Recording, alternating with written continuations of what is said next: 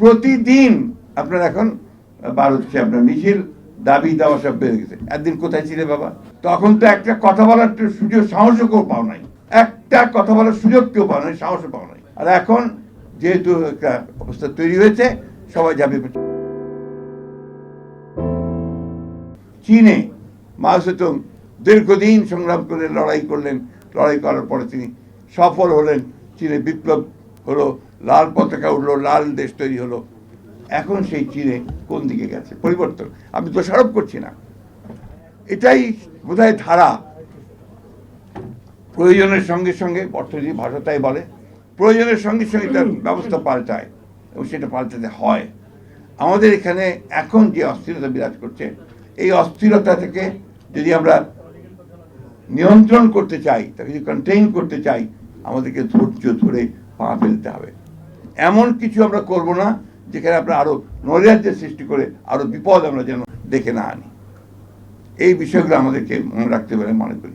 শহীদ জিয়া রহমান সাহেবের, আমাদের প্রেসিডেন্ট শহীদ জিয়া রহমান বীরুত্তম, তার মধ্যে এই ধৈর্যটা ব্যাপারটা ছিল এবং তার যে স্বপ্ন, অর্থাৎ দূরদৃষ্টি সম্পূর্ণ যে চিন্তা ভাবনাগুলোকে তিনি কীভাবে ইমপ্লিমেন্ট করবেন, বাস্তবায়ন করবেন, তার জন্য তিনি প্রথমেই কিন্তু যুদ্ধ শুরু করে দেননি। প্রথমে শুনেছেন, সমস্ত বিজ্ঞ মানুষদের নিয়ে বসেছেন। তিনি যারা বিভিন্ন ক্ষেত্রে যারা বিশেষজ্ঞ ছিল তাদের কথা বলছেন। রাত্রি 2টা-3টা পর্যন্ত তিনি এদের নিয়ে কথা বলতেন। একটা রাত ছিল না যে যখন তিনি রাতে এইসব বিশেষজ্ঞদের সঙ্গে কথা বলেননি। কথা বলেছেন, শুনেছেন, তারপর তিনি কাজ শুরু করেছেন। এই জিনিসটাই আমাদের সকলকে মনে রাখতে হবে, তা না হলে আমরা ভুল করতে থাকবো। আজকে এই জিয়া স্মৃতি পাঠাগার, তাই না, একেবারেই একটা ঢাকা মহানগরের যে অফিস, মৌলানা ভাসানীর যে অফিস, তার পাশে তার কোন একটা ছোট্ট একটা র্যাকে বোধহয় 20টা বই ছিল মনে হয় আমার, 20টা বই। তা আমরা গিয়ে একদিন দেখে দেখলাম যে এখানে কেন এইভাবে, আমাদের তো আপনার একটা ভালো পাঠাগার তৈরি করা দরকার। শেষে আমরা আমাদের অফিসের, এখন যে নয়াপল্টন অফিসের 6 তলায় জায়গা বের করে সেখানে আমরা একটা পাঠাগার নির্মাণ করলাম, তৈরি করলাম।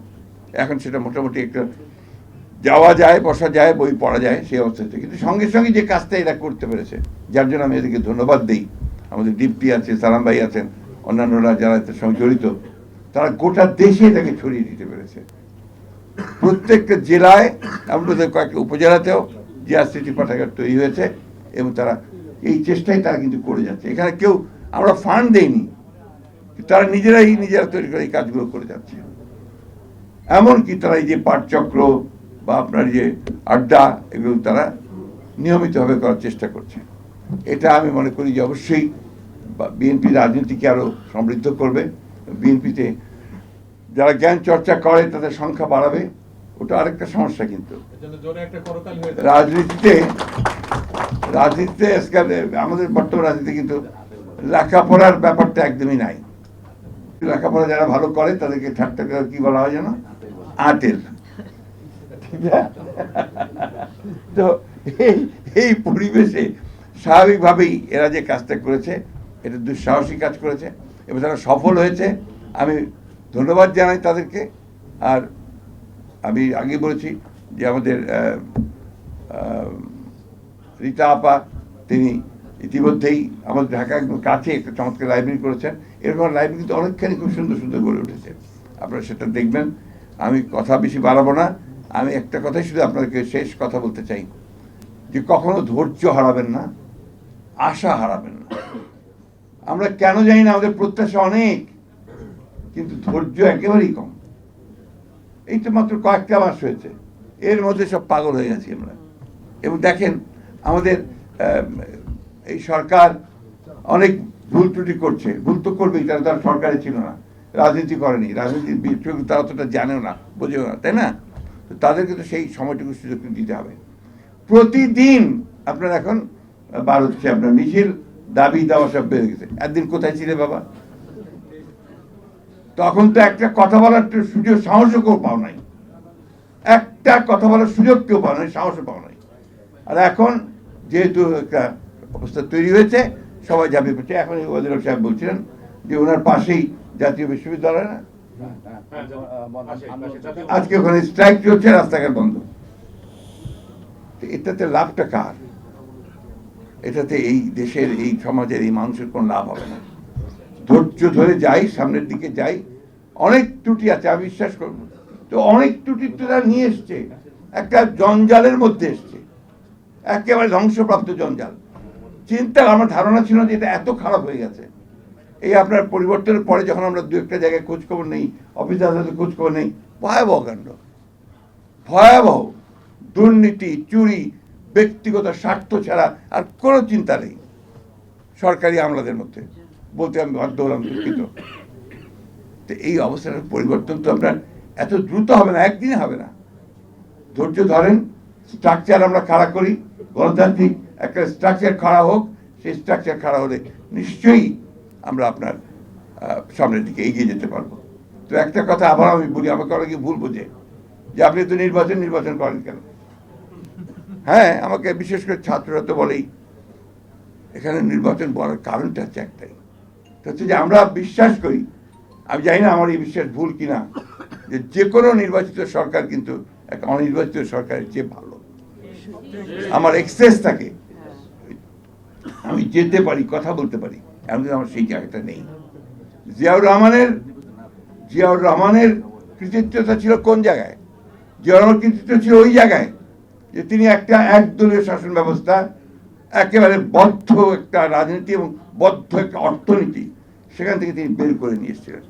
ওটাই ছিল বাংলাদেশের জন্য সবচেয়ে বড় সংস্কার, একদলীয় রাজনীতিকে বহুদলীয় রাজনীতি, একটা ভ্রান্ত সমাজতান্ত্রিক অর্থনীতি থেকে একটা মিশ্র এবং মুক্ত বাজার অর্থনীতির দিকে নিয়ে এসেছিলেন। ওটা সমাজতান্ত্রিক ভ্রান্ত বললাম তো, সেই জন্য সমাজতান্ত্রিক চিন্তা থেকে নিশ্চয়। আর আওয়ামী লীগ সমাজতন্ত্র করবে কি? আমরা তো কোনো সমাজতন্ত্র বিশ্বাসই করতো না, করতো না। এটা ছিল প্রতারণা। আপনার, আমার এখনো মনে আছে, এটা বোধহয় সম্ভবত আপনার 69-এই আপনার এই শহীদ মিনারে আপনার সব অল পার্টি মিটিং হচ্ছে, ওখানে আপনার 21শে ফেব্রুয়ারির পরের দিন বা 21 ফেব্রুয়ারিতে। তো ওইখানে আমাদের ওই যে তখন আপনার ছাত্র ইউনিয়নের প্রেসিডেন্ট ছিলেন আমাদের শামসুদ্দোহা ভাই, হ্যাঁ, সেক্রেটারি। তো উনি বক্তৃতা করতে গিয়ে আফ্রো এশিয়া, লাতিন আমেরিকার করে ওই আপনার সমাজতন্ত্রের কথা বলে মার্কিন সাম্রাজ্যবাদের বিরুদ্ধে কথা বললেন। আর যায় কোথায়, এত বড় বড় চুরি টুরি সব বেরোয় আসলো, মার্কিন সাম্রাজ্যের বিরুদ্ধে কথা বলা যাবে না, এবং সেটা ছাত্রলীগের নেতারা। রিমেম্বার, তখন ওই দল যদি আপনার সমাজতন্ত্র করতে যায় তো কি হবে সমাজতন্ত্রের অবস্থা? তাই হয়েছে। তা আজকে এই জিনিসটা আমাদেরকে বুঝতে হবে যে আমরা ওই জায়গাটা থেকে বেরিয়ে এসে একটা সুযোগ পেয়েছি, সম্ভাবনা তৈরি হয়েছে একটা, যে আমরা একটা ভালো কিছু করব। এই সংস্কারের প্রস্তাবগুলো আসতে শুরু করেছে। আমার বিশ্বাস যে আমাদের প্রধান উপদেষ্টা তিনি খুব শীঘ্রই এই বিষয়গুলো ডাকবেন, একটা সমাধানের দিকে আসবেন, আলোচনা হবে, ঐক্যমতের ভিত্তিতে আমরা একটা জায়গায় গিয়ে পৌঁছাবো। নির্বাচনটার কথা এই জন্যই তাড়াতাড়ি বলি যে নির্বাচনটা হলে এই সমস্যাগুলো চলে যাবে। এখানে আপনার একটা নির্বাচিত সরকার, সে একটা পিপুলস ম্যান্ডেট নিয়ে বসবে। এরা তো এখন বসতে পারেনি, ওদের মধ্যে সেই যে কনফিডেন্স, সেই কনফিডেন্সটা তো নাই। এই জন্যই আর পিপুলের ভাষাটা তো বুঝতে হবে, সেটা আপনার একটা নির্বাচিত সরকারি সবচেয়ে ভালো বুঝবে বলে আমরা বিশ্বাস করি। এই জন্য আমাদের এখনই করে ফেলতে হবে তা তো বলছি না, ন্যূনতম যে সংস্কারটা প্রয়োজন সেটা করে নিয়ে নির্বাচিত করলে সমস্যাটা অনেকটা সমাধান হবে। যাই হোক, আমি আর কথা বাড়াবো না। আমি আড্ডা দিতে গিয়ে বক্তৃতার মতোই কথা বলে ফেলেছি, কিন্তু আড্ডার পরিবেশ তো এখানে নাই। তো আড্ডা আমি আশা করবো এর পরে আমাদের সালাম সাহেব, দীপ্তি, এরা সেই পরিবেশ নিয়ে আরো ভালোভাবে তৈরি করতে পারবো, আড্ডার ব্যবস্থা করতে পারবেন। সেই জন্য আমি আবার তাদেরকে ধন্যবাদ জানাচ্ছি। ধন্যবাদ সবাইকে। আসসালামু আলাইকুম। ধন্যবাদ স্যারকে।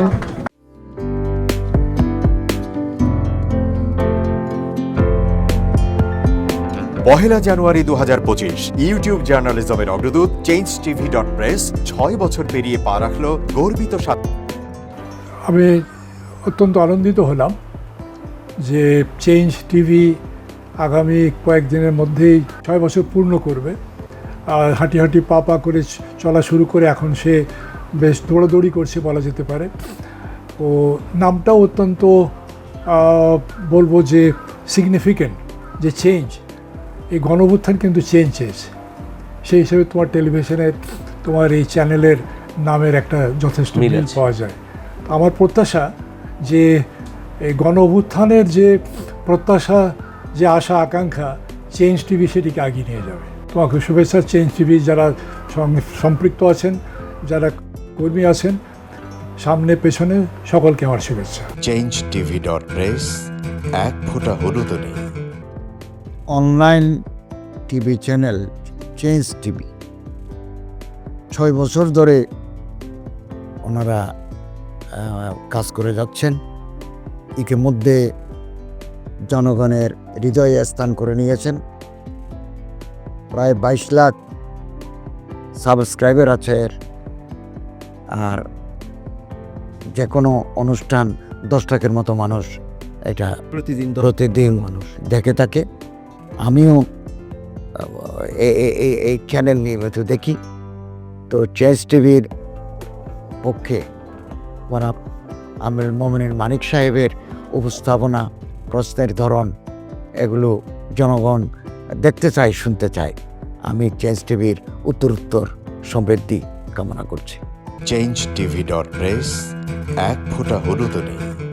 চেঞ্জ টিভি, তো আমি তাদেরকে আমার অসংখ্য শুভেচ্ছা জানাচ্ছি, কারণ তারা যে ভূমিকা রেখেছে এই সময়, একটা কঠিন সময় ছিল, সেটাতে যেমন ভূমিকা রেখেছে, এমনকি 5ই আগস্টের পরে নতুন বাংলাদেশেও তারা তাদের সেই তীক্ষ্ণ একটা সমালোচনামূলক এবং যেটাকে আমি গঠনমূলক বলব সেরকম একটা ভূমিকা রাখছেন। তো সেক্ষেত্রে আমরা মনে করি যে এই ভূমিকা আমাদের দরকার, আমরা চাই এটা থাকুক এবং আরও যেন সমৃদ্ধ হয়। নতুন বাংলাদেশ নির্মাণে আমরা চাই যে চেঞ্জ টিভি যে সমালোচনাগুলো করছে বা যেগুলো আমরা তুলে ধরছেন, সেটা এমন করে করবেন যেন আমরা সেখান থেকে শিখতে পারি এবং সবাই মিলে যেন আমরা নতুন বাংলাদেশকে সত্যিকার অর্থে বৈষম্য বিহীন একটা সমাজ গড়ে তুলতে পারি, সেটা আপনারা সহজ চেষ্টা করুন। changetv.press, এক ফোঁটা হলুদও নেই।